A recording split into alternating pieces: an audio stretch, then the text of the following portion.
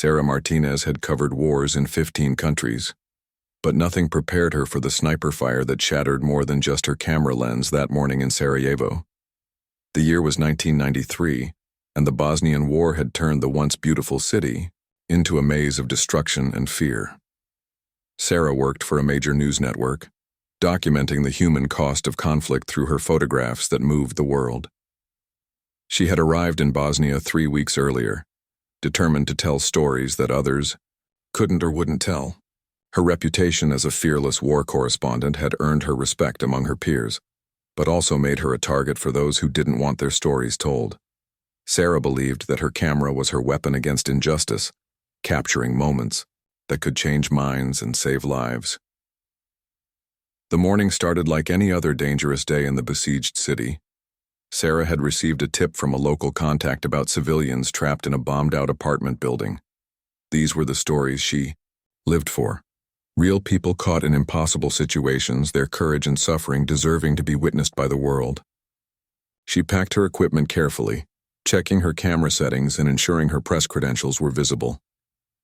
Walking through the rubble-filled streets, Sarah moved with the practiced caution of someone who understood urban warfare. She knew which corners to avoid, which sounds meant immediate danger, and how to read the fear in people's eyes. The city had taught her a new language of survival, one written in bullet holes and broken glass. The apartment building stood like a wounded giant against the gray sky. Several families had been trapped on the upper floors for days with no safe way to reach ground level. Sarah began setting up her equipment, planning to document both their plight and hopefully their rescue by UN peacekeepers who were supposed to arrive that afternoon. Through her viewfinder, she saw an elderly woman at a fourth-floor window, holding what appeared to be a small child. The woman was trying to communicate something, gesturing frantically. Sarah adjusted her telephoto lens to get a clearer shot, hoping to capture the desperation and humanity in the woman's face. That's when the world exploded around her. The sniper's bullet came from somewhere across the street, striking her camera with precision that seemed almost impossible. The impact sent Sarah sprawling backward, her expensive equipment scattered across the concrete. For a moment she lay stunned, ears ringing from the impact, unsure if she had been hit. As her vision cleared, Sarah saw her camera in pieces. The lens had been completely shattered, and the body was cracked beyond repair. But something else caught her attention: the angle of the bullet's impact. This wasn't a random shot or a warning. Someone had deliberately targeted her camera with remarkable accuracy, destroying her ability to document what was happening without harming her. Getting to her feet, Sarah looked around frantically for cover. The street appeared empty, but she knew the shooter was still out there watching. Her heart pounded as she tried to make sense of what had just happened. In all her years of covering conflicts, she had never encountered a sniper who could make such a precise shot under these conditions. Local people began appearing from doorways and basement shelters, having heard the gunshot. An old man approached her cautiously, speaking in broken English. He explained that there had been stories about a mysterious marksman in the area, someone who could make impossible shots, but seemed to follow his own rules about who lived and who died. Sarah gathered what remained of her equipment, her mind racing with questions. Who was this sniper? Why hadn't he killed her when he clearly had the skill to do so? And most importantly, what was he trying to prevent her from photographing? As she made her way back to her hotel, Sarah couldn't shake the feeling that she was being watched. The precision of that shot haunted her. It spoke of training and discipline that went far beyond typical military marksman skills. Someone with that level of ability didn't just happen to be in Sarajevo by accident. That evening, while cleaning the fragments of her camera, Sarah made a decision that would change everything. Instead of requesting replacement equipment and continuing with her original assignment, she would investigate the mysterious marksman. Her journalistic instincts told her that behind this precise shot lay a story more compelling than any she had ever uncovered. She began reaching out to her local contacts, asking careful questions about unusual sniper activity in the area. What she learned intrigued her even more. There were whispers of a ghost shooter who appeared and disappeared like smoke. Someone who could eliminate targets at distances that seemed impossible, but who also seemed to have his own moral code. Some said he was a former Olympic athlete, turned soldier. Others claimed he was a foreign mercenary with an unknown agenda. But everyone agreed on one thing. His shooting ability was unlike anything they had ever witnessed, even in a war full of skilled marksmen. Sarah knew she was onto something extraordinary. The broken lens that had ended her day had actually opened a door to what might be the most important story of her career. She just had to figure out how to find a man who clearly didn't want to be found and convince him to trust a foreign journalist with his secrets. As night fell over Sarajevo, Sarah sat by her hotel window, looking out at the city where somewhere in the darkness, a legendary marksman was watching and waiting. She had no idea that her search would lead her into a web of international intrigue, personal redemption, and a love story that would challenge everything she thought she knew about war and the people who fight in it. 3 days after her camera was destroyed, Sarah Martinez found herself in the basement of a bombed-out library, meeting with Milos Petrovich, a former Yugoslav army officer who now worked with international aid organizations. Milos was one of the few people willing to talk openly about the mysterious marksman, though even he spoke in whispers. "You must understand, Sarah," Milos said, his weathered hands wrapped around a cup of bitter coffee. "This man you seek is not just any sniper. He operates alone, never stays in one place long, and seems to choose his targets based on reasons only he understands." Sarah leaned forward, her notepad ready. "But you've seen him work?" Milos nodded slowly. 2 weeks ago, a Serbian checkpoint was terrorizing civilians trying to get medical supplies to their families. This checkpoint was protected by concrete barriers and had clear fields of fire in all directions, impossible to assault directly. He paused, taking a sip of his coffee. In one morning, all 4 guards were eliminated from a distance of over 800 meters. Clean shots, no civilians harmed. The precision described matched exactly what Sarah had experienced. "Any idea who he is?" "There are stories," Milos continued. "Some say his name is Viktor Kozlov, that he was once part of Soviet Spetsnaz special forces. Others claim he competed in Olympic shooting before the war consumed everything. What I can tell you is that he seems to have his own sense of justice." Sarah spent the next several days gathering more pieces of the puzzle. She interviewed UN peacekeepers who had witnessed impossible shots that cleared the way for humanitarian convoys. She talked to doctors who had treated civilians saved by the mysterious elimination of snipers who had been targeting ambulances. Each story painted the same picture: a marksman of extraordinary skill who seemed to be fighting his own private war against those who targeted innocent people. But he remained invisible, a ghost who struck without warning and disappeared without a trace. Her breakthrough came from an unexpected source. Elena, a young medical student who worked at the city's main hospital, approached Sarah after hearing about her investigation. "I know you're looking for the sniper everyone talks about," Elena said nervously. "My brother was saved by him." Elena's story was remarkable. Her brother Alexander had been trying to reach their grandmother's house to bring her medicine when he was pinned down by crossfire between different factions. He had taken shelter in a destroyed cafe, unable to move for hours as bullets flew over his head. Then suddenly the shooting stopped, Elena explained. Alexander heard 3 very quick shots from somewhere far away. When he finally got up, the courage to look, all the fighters who had been shooting were gone. He found blood trails leading away from their positions, but no bodies. "Your brother saw the marksman?" Sarah asked. "No, but he found something." Elena reached into her bag and pulled out a small piece of paper. "This was weighted down with a stone near where my brother was hiding." Sarah looked at the note. Written in careful English were the words, "The path home is clear. Help your grandmother. V." The signature sent a chill through Sarah. V for Victor, perhaps. But more than that, the note showed something remarkable. The mysterious marksman had not only eliminated the threat, but had stayed to make sure Alexander knew it was safe to continue his mission of mercy. That evening, Sarah made a decision that her editors would have called reckless. Instead of continuing to chase the story from a safe distance, she would try to make contact with Victor directly.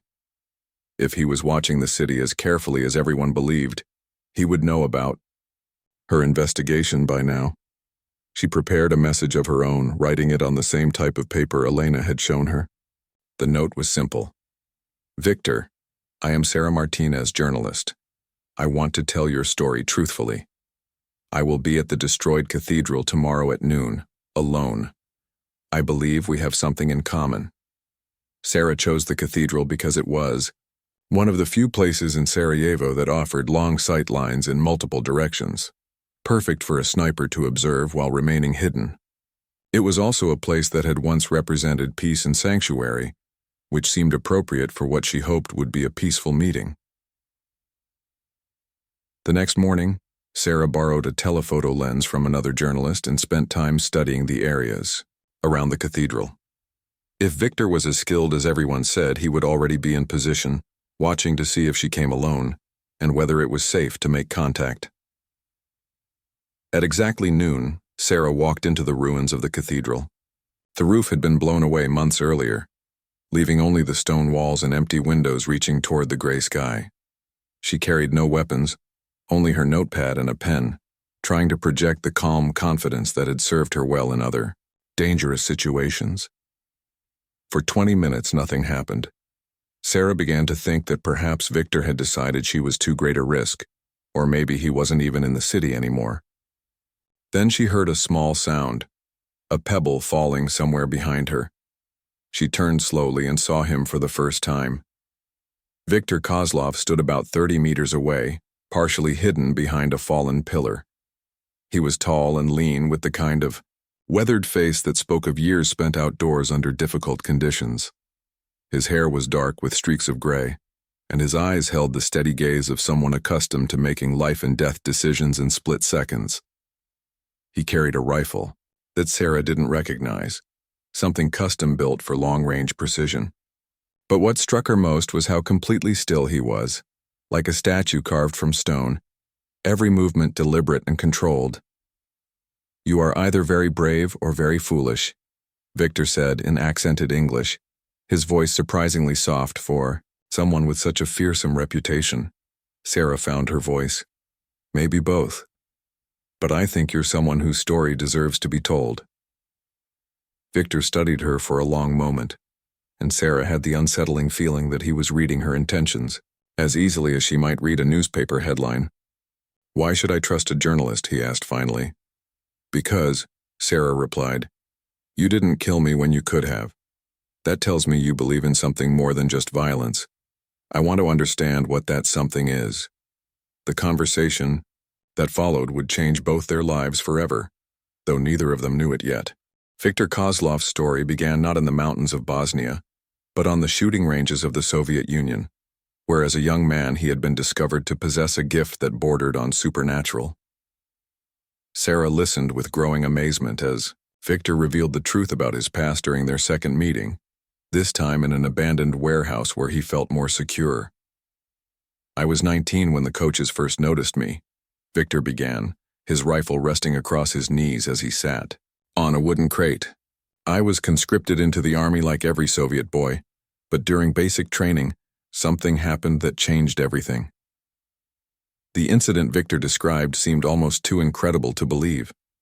During routine marksmanship training, he had consistently scored perfect targets at distances where other soldiers struggled to hit anything at all. But it wasn't just accuracy. It was the speed and apparent ease with which he achieved these results that caught attention. "They transferred me to a special training facility outside Moscow," Victor continued. "For 2 years I learned from the best shooters in the Soviet military. Mathematics, physics, weather reading, breath control, psychology, everything that goes into making shots that others call impossible." Sarah took notes furiously, trying to capture not just the facts, but the way Victor's eyes grew distant when he talked about those early days. There was pride there, but also something that looked like regret. "Then came the Olympics," Victor said. 1984, Los Angeles. I was selected for the Soviet shooting team. Sarah's pen stopped moving. The 1984 Olympics were the ones the Soviet Union had boycotted in response to the U.S. boycott of the 1980 Moscow Olympics.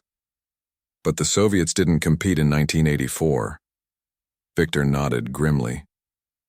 Exactly. 3 years of preparation, dreams of representing my country on the world stage, and then politics destroyed it all. That was my first lesson in how the powerful use ordinary people as pieces in their games. After the Olympic disappointment, Victor had been recruited into Spetsnaz, the Soviet Special Forces. For the next 8 years, he had served in conflicts that officially never happened in places the Soviet government claimed they had never been. Afghanistan, Angola, Nicaragua. Anywhere Moscow needed problems solved quietly, they sent us, Victor explained. My job was always the same. Eliminate specific targets from long distance, then disappear.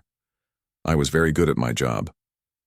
But something had changed for Victor during those years of shadow warfare. He began to see patterns in the orders he received, began to understand that many of his targets weren't enemy soldiers or terrorists, but people whose only crime was opposing whoever Moscow wanted in power. The breaking point came in 1989, Victor said, his voice growing quieter. I was ordered to eliminate a school teacher in El Salvador, a woman who was organizing literacy programs in villages controlled by rebels. Moscow considered education a threat to their preferred regime. Sarah felt a chill as Victor described, watching this teacher through his scope for 3 days, learning her routines, seeing how the children loved her, how she brought hope to places where hope was scarce. I couldn't do it, Victor admitted. For the first time in my career, I refused a direct order. I told my commanding officer the target was too well protected, that the mission was impossible. The lie had cost Victor everything. Suspected of disloyalty, he had been transferred to increasingly remote and dangerous assignments. When the Soviet Union collapsed in 1991, Victor found himself a man without a country, trained for nothing but warfare in a world that was supposedly moving toward peace. I came to Yugoslavia because I thought maybe here I could use my skills for something good, Victor explained. The war was creating so much suffering for innocent people, and no one seemed able to stop those who targeted civilians.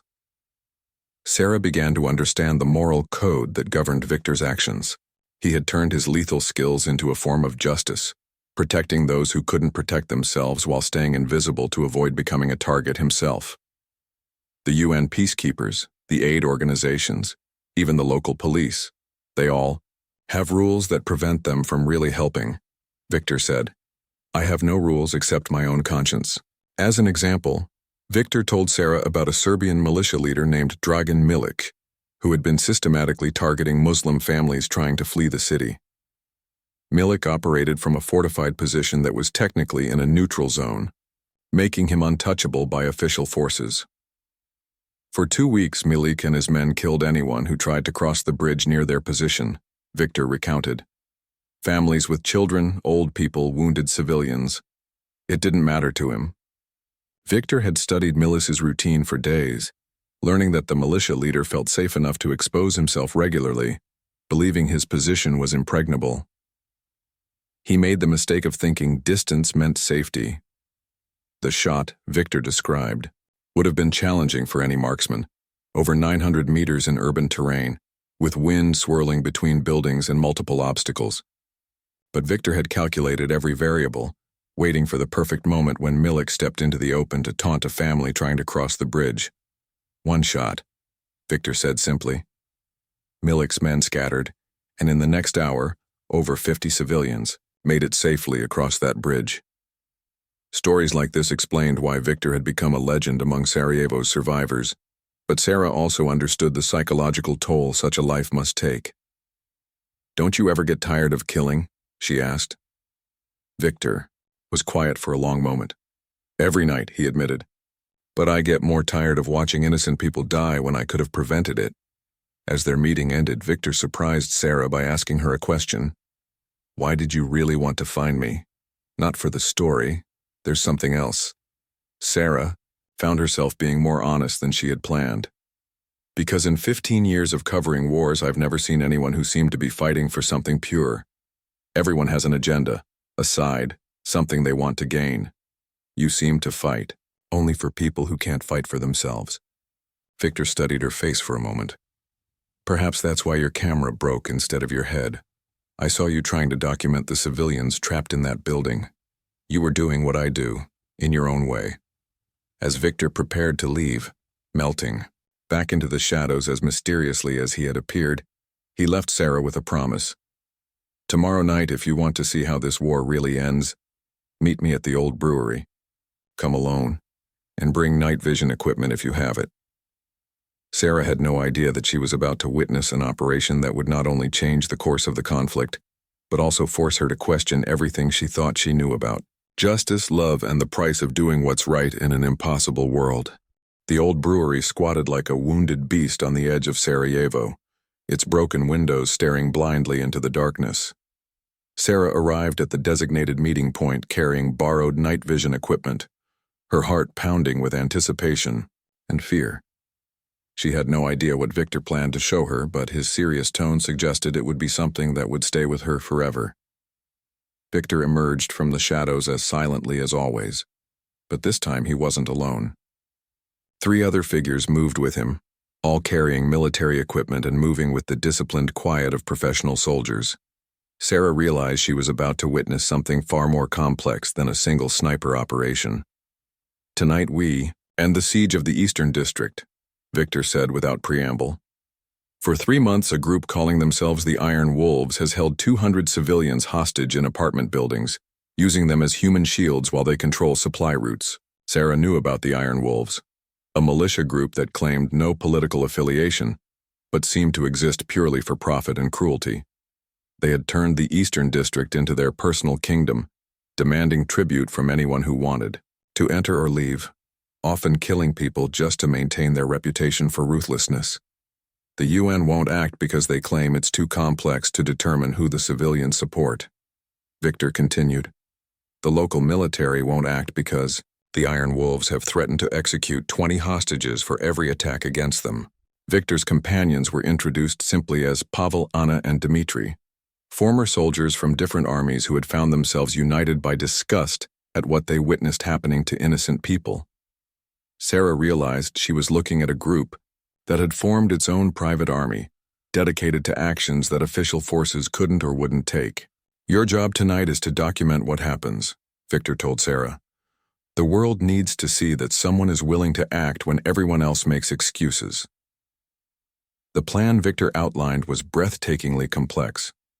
The Iron Wolves had positioned themselves in 3 buildings with sentries posted to watch all approaches. They kept the hostages on the upper floors of the central building, using them as insurance against attack. Traditional military assault would result in massive civilian casualties, but Victor had spent weeks studying the Iron Wolves' routines, identifying vulnerabilities that only a team with extraordinary marksmanship skills could exploit.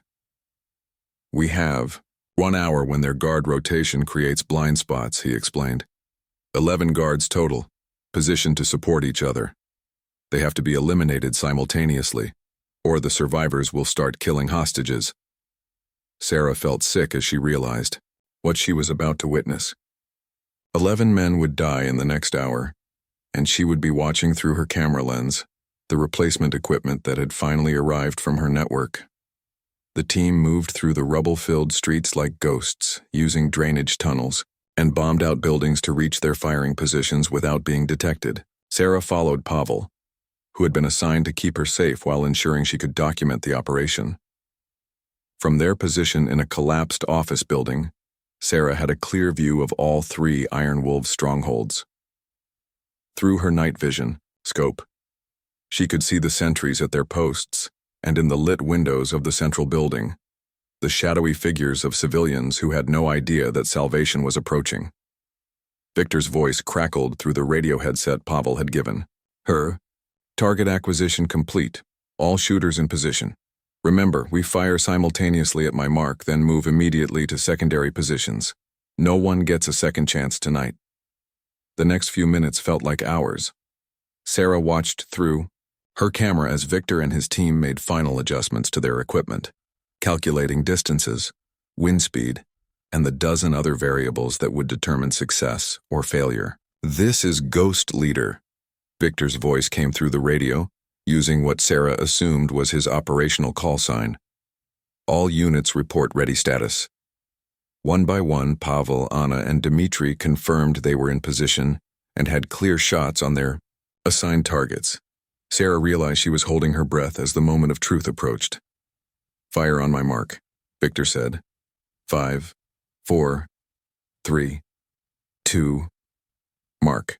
The night exploded in muzzle flashes and the whisper of bullets traveling at supersonic speeds.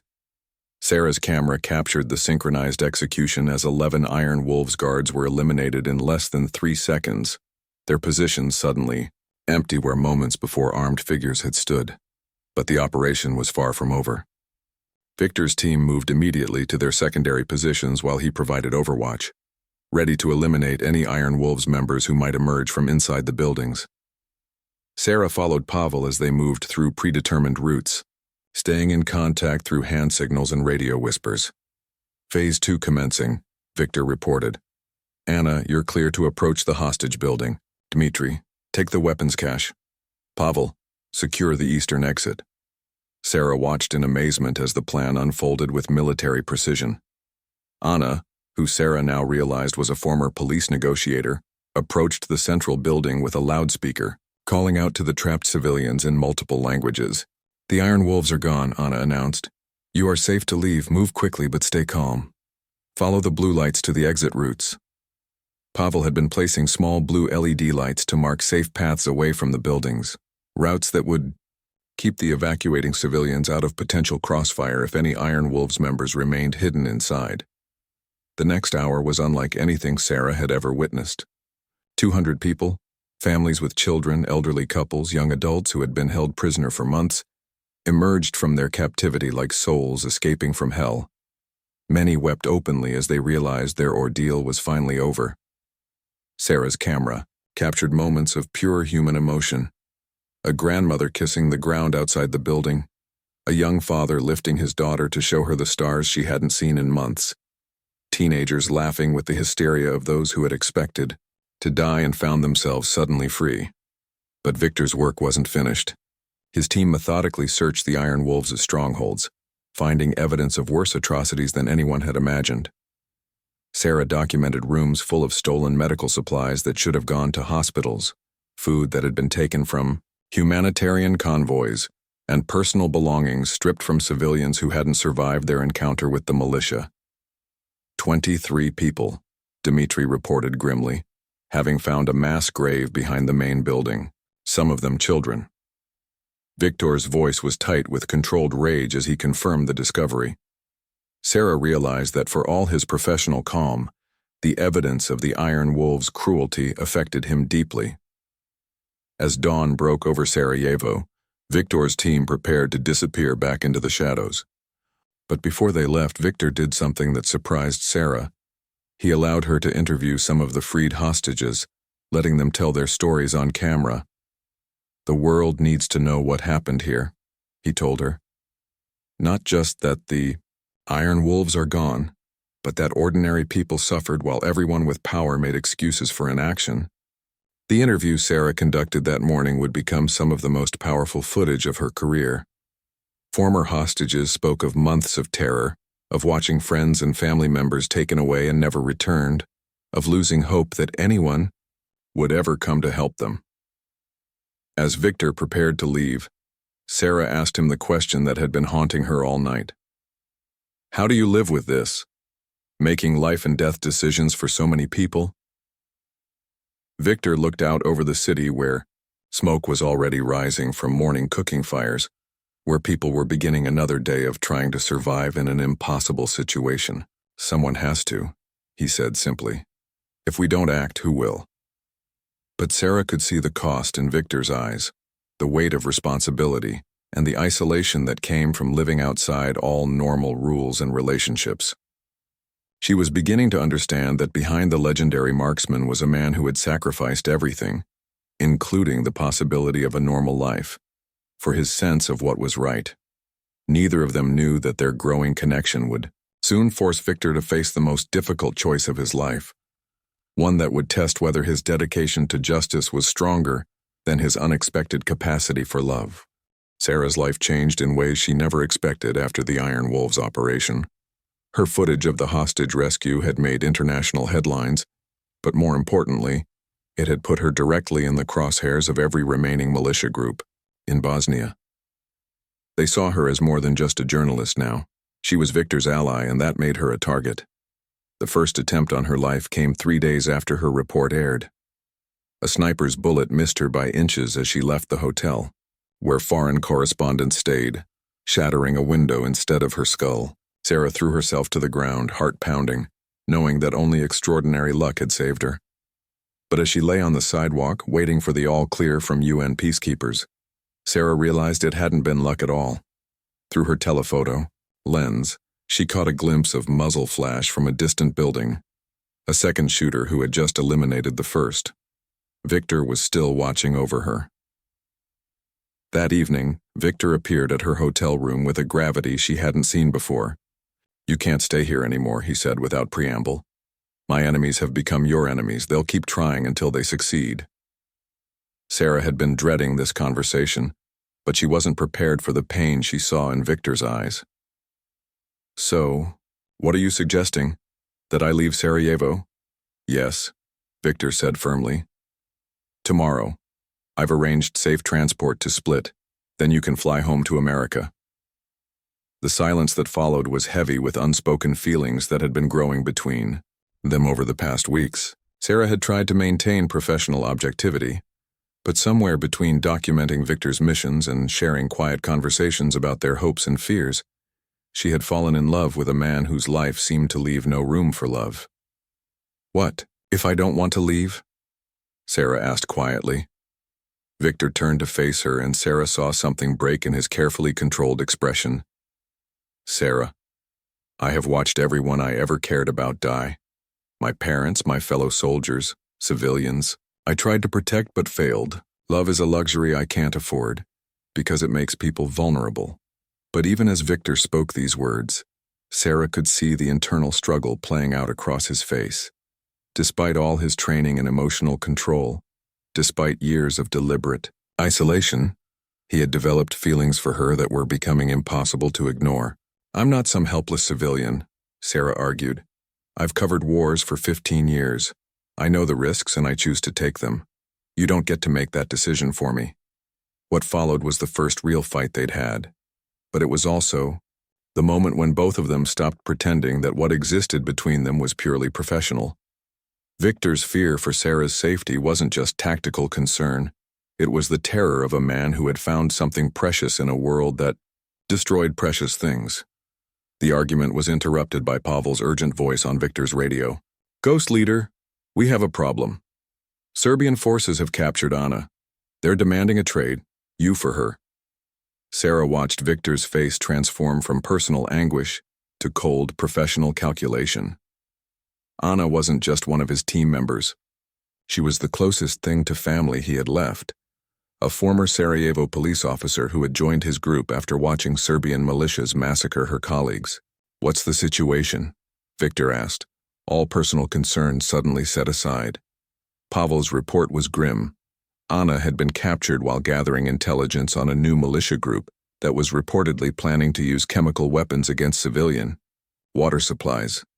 The Serbians holding her were led by Colonel Ratko Jovanovic, a war criminal who had been hunting Victor for months.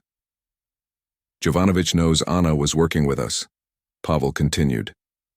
"He's threatening to torture her publicly and broadcast it on television if you don't surrender yourself within 24 hours. Sarah felt cold fear wash over her as she realized what this meant. Victor would never abandon a member of his team, especially Ana, who had saved countless lives during their operations together. But surrendering to Jovanovic would be signing his own death warrant. "There has to be another way," Sarah said, but she could see in Victor's eyes that he was already planning to sacrifice himself. "Jovanovic is too smart to leave any openings," Victor replied. "He knows how I think, knows I won't let Ana die for my sake. He's chosen his location carefully, a fortress position with clear sightlines in all directions." But Sarah had an idea that she knew Victor wouldn't like. "What if it wasn't you who showed up for the exchange?" Victor looked at her sharply. "Absolutely not. Whatever you're thinking, forget it."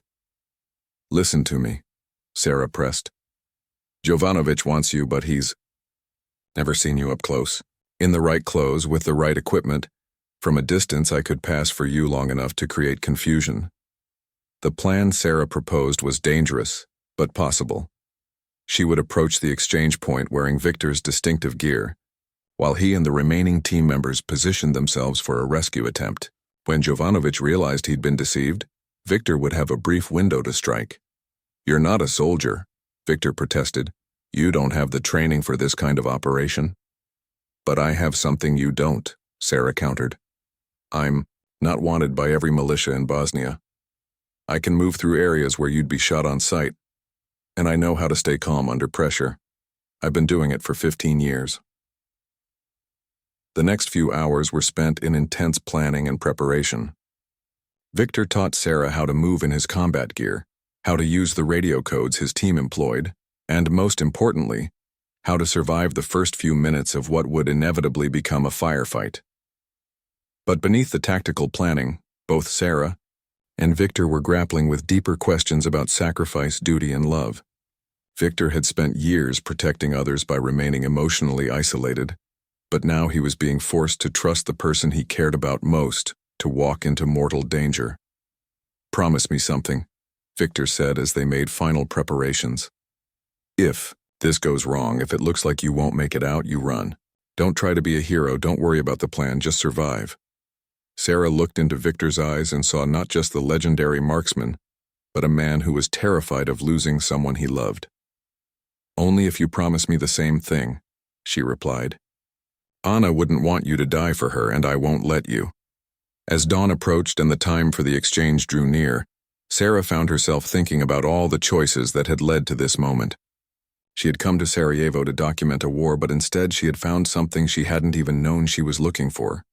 A man whose sense of justice matched her own, whose courage inspired her, and whose love had transformed her understanding of what really mattered in life.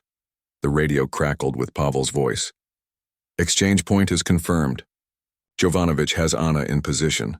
Multiple guards visible, but Ghost Leader was right. There are blind spots we can exploit." Victor checked his rifle one final time, then looked at Sarah with an intensity that took her breath away. "Whatever happens, today," he said, "I want you to know that you've given me something I thought I'd lost forever. Hope that there's still good in this world worth fighting for." Before Sarah could respond, Victor kissed her with a desperation that spoke of all the words they might never get to say to each other. In that moment, surrounded by weapons and war, they found a fragment of peace that would have to sustain them through whatever came next. The exchange point was an abandoned factory complex where Jovanovic felt secure. Sarah, dressed in Victor's combat gear with her face partially hidden by tactical goggles and a radio headset, approached the main gate exactly as planned. Her heart hammered against her ribs, but her hands remained steady on Victor's backup rifle. Through her earpiece, she could hear Victor's calm voice providing guidance. "Steady, Sarah. Remember, you only need to maintain the deception for 60 seconds. As soon as you see Anna, give the signal and get down." Sarah could see figures moving in the factory windows above her, Jovanovic's men in position to cover the exchange. In the center of the courtyard, Anna knelt with her hands bound, blood visible on her face from recent beatings, but her eyes were alert and defiant, watching for any opportunity to escape. Colonel Jovanovic emerged from the main building, a tall man with graying hair and the kind of cold eyes that Sarah had learned to associate with those who enjoyed inflicting pain. He walked with the confident swagger of someone who believed he held all the advantages. "So," Jovanovic called out in accented English, "the famous ghost sniper finally shows himself. I expected someone more impressive." Sarah kept her voice low and gravelly, hoping to disguise its feminine qualities. "Let her go, and we can settle this between us." Jovanovic laughed, but Sarah noticed his men shifting nervously. Even believing they had Victor at their mercy, they were afraid of his reputation. "I think not.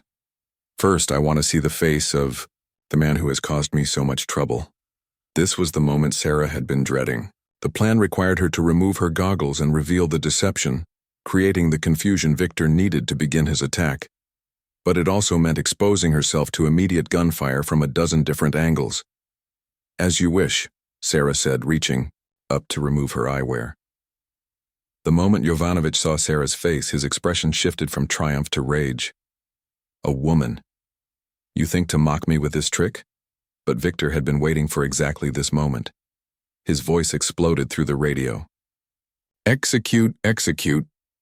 6 months after leaving Sarajevo, Sarah Martinez stood in the kitchen of a small farmhouse in rural Montana, watching Victor Kozlov attempt to repair a broken fence post with the same methodical precision he had once applied to impossibly long-range shots. The transition from legendary marksman to ordinary citizen had been more difficult than either of them had anticipated. The farmhouse belonged to Sarah's uncle, a Vietnam veteran who had offered them refuge without asking too many questions about Victor's past. The property was isolated enough to provide the security Victor still felt they needed, but close enough to civilization that Sarah could continue working as a freelance journalist using satellite internet. Victor's adjustment to peaceful life had been painful to watch. A man who had lived by split-second decisions and life-or-death stakes now struggled with the mundane choices of civilian existence. Sarah often found him standing at windows in the middle of the night, unconsciously, scanning the horizon for threats that no longer existed. The hardest part, Victor had told her one evening as they walked through the pine forests surrounding their new home, is learning to trust that tomorrow will be like today. For 15 years I never made plans beyond the next mission. But there had been beautiful moments too. Sarah's favorite was watching Victor discover simple pleasures he had forgotten existed. The taste of fresh bread from the local bakery, the satisfaction of growing vegetables in their garden, the luxury of falling asleep without listening for footsteps in the dark. The real test came when Sarah's editor called with an offer that would change everything. The International Criminal Court in The Hague wanted Victor to testify against war criminals from the Bosnian conflict, including Colonel Jovanovic, who had finally been captured by NATO forces. They're offering full protection, new identities, afterward, and immunity for any actions you took during the war, Sarah explained after the phone call. But it would mean going public with everything. Your real name, your background, all of it. Victor listened without interruption as Sarah outlined the offer. For months, he had been Victor Kozlov the farmer, the quiet man who helped neighbors with difficult repairs and never talked about his past. Testifying would mean acknowledging that he was also the ghost sniper who had killed dozens of people, even if most of those deaths had protected innocent civilians. What do you think I should do? Victor asked, and Sarah realized this was the first truly collaborative decision of their new life together. Sarah chose her words carefully. I think the families of the people you saved deserve to know who protected them. And I think the world needs to understand that sometimes justice comes from unexpected places. The decision to testify proved to be the right one, though it opened doors neither of them had expected. Victor's testimony at The Hague became international news, not just for the war crimes he exposed, but for the unusual story of how a former Soviet Special Forces operator had become a protector of civilians. More importantly, Victor's appearance at the tribunal brought him into contact with other veterans who had struggled with similar transitions from military to civilian life. A psychologist working with the court suggested that Victor's experiences might be valuable in helping other soldiers find purpose after warfare. What began as informal conversations with a few veterans evolved into something much larger. Within a year, Victor and Sarah had established a foundation that provided support for military veterans transitioning to civilian life, with a particular focus on those who had served in special operations roles. The foundation operated from their Montana property, which they expanded to include housing for veterans going through the program. Victor found that teaching others helped him understand his own journey from warrior to civilian, while Sarah documented their stories, creating a record of how people rebuild their lives after experiencing the extremes of human conflict. One of their first success stories was Pavel, Victor's former teammate from Sarajevo, who had been struggling with alcohol and unemployment in Prague. After 6 months at the Montana facility, Pavel became one of their most effective counselors, using his own experiences to help others find new meaning in peacetime. The skills that made us good soldiers, discipline, attention to detail, the ability to remain calm under pressure, these things don't disappear, Pavel explained to a group of new arrivals. We just need to learn how to use them for building instead of destroying. Sarah's work documenting the Foundation's program led to a book that brought national attention to the challenges faced by Special Operations veterans. The Long Shot. Home became a bestseller, not just for Victor's dramatic story, but for its honest portrayal of how difficult it can be to transition from a life where everything matters desperately to one where nothing seems to matter at all. The book's success also brought unexpected attention from other conflict zones around the world. Veterans from Iraq, Afghanistan, Syria, and other wars began reaching out, sharing their own stories of struggling to find purpose after experiencing the intensity of combat. Victor found himself in the strange position of becoming a public figure after years of living in shadows. Television interviews, speaking engagements, and meetings with politicians were a far cry from his former life as an invisible guardian angel. But he approached these new challenges with the same methodical preparation. He had once applied to impossible shots. "I never expected to become a teacher," Victor told Sarah one evening as they walked through their expanded property, watching new arrivals work in the garden they had planted together. "But I'm beginning to understand that maybe this was always where my path was leading." The Foundation's reputation grew when several of their graduates went on to establish similar programs in other countries. Anna, who had recovered from her injuries and joined them in Montana, eventually returned to Bosnia to work with veterans there, carrying Victor's methods back to the place where they had all discovered the possibility of redemption through service to others. But perhaps the most significant change in Victor's life came 3 years after leaving Sarajevo, when Sarah told him she was pregnant. The man who had once believed he was too dangerous to love anyone found himself preparing to become a father. "I used to think my hands were only good for destruction," Victor said, watching Sarah sleep one night with her hand resting on her growing belly. "Now they're going to hold our child."